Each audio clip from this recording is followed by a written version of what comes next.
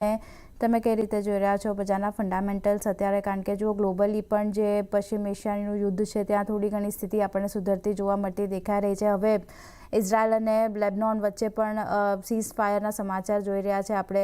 બીજી બાજુ FIS તરફથી ખરીદારી આપણને થોડી ઘણી આવતી દેખાઈ રહી છે, એટલે તે એક રાહતના સમાચાર બનતા જોવા મળ્યા છે આપણા માર્કેટ માટે.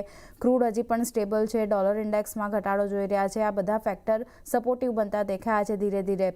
જે રીતનું આજે કામકાજ જોઈ રહ્યા છે માર્કેટમાં, શું ધ્યાન રાખવું અહીંયા?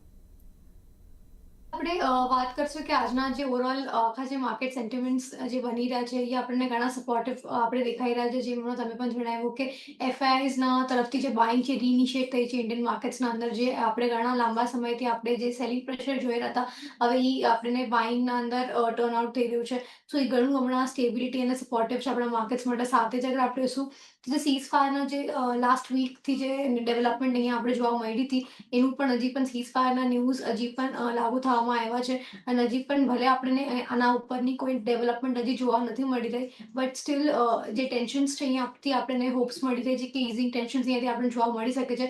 સો એ ફેક્ટર પણ ઘણું ઓપ્ટિમિઝમ હમણાં માર્કેટ્સમાં અંદર ક્રિએટ કરી રહ્યું છે. અને અગર આપણે જોઈશું તો આપણે જે Q4ની જે અર્નિંગ્સની જે ક્વાર્ટરની શરૂઆત થઈ છે, એમાં પણ આપણે જે રીતના બિઝનેસ અપડેટ્સ આવી રહ્યા છે, જે રીતના આપણને સેક્ટર્સના આપણે રિઝલ્ટ્સ આવી રહ્યા છે, ઘણા સારા લેવલ્સ પર આપણે આ વખતે આપણે રિઝલ્ટ્સ પણ જોઈ રહ્યા છે. ઇનલાઇન એક્સપેક્ટેશન્સ વાળા આપણે નંબર્સ આપણે જોઈ રહ્યા છે. સો એક ક્વાર્ટરની એક સારી શરૂઆત થઈ છે આ નંબર્સના ફ્રન્ટ પર. સાથે જ જે આપણને ક્વાર્ટરની શરૂઆત એક સારા બિઝનેસ અપડેટ સાથે થતા આપણે જોઈ રહ્યા છે. એ જ બાજુ આપણને મેક્રો લેવલ પર પણ જે આપણને ડિસ્ટ્રક્શન થયું હતું વોરને લઈને, એ પણ આપણને ઘણું થોડું સુધરતું અહીંયા દેખાઈ રહ્યું છે. સો ઓવરઓલ અગર આપણે જોઈશું તો માર્કેટ્સના અંદર રિકવરી અને સ્ટ્રેન્થ પાછી આવી રહી છે. સો યસ, આપણા માટે ઘણું એડવાન્ટેજ વાળી વાત છે, જેના માટે આપણે લાંબા સમયથી અહીંયા આપણે હોપ અને વેઇટ કરી રહ્યા હતા.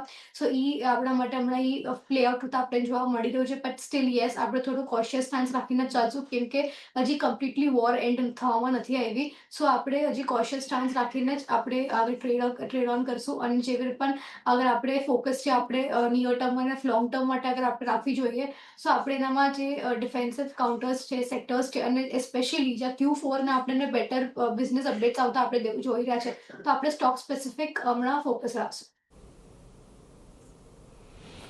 એટલે જો ખાસ કરીને સ્ટોક સ્પેસિફિક ફોકસ રાખજો, થોડુંક હજી પણ સાવચેત રહેવાની જરૂર છે.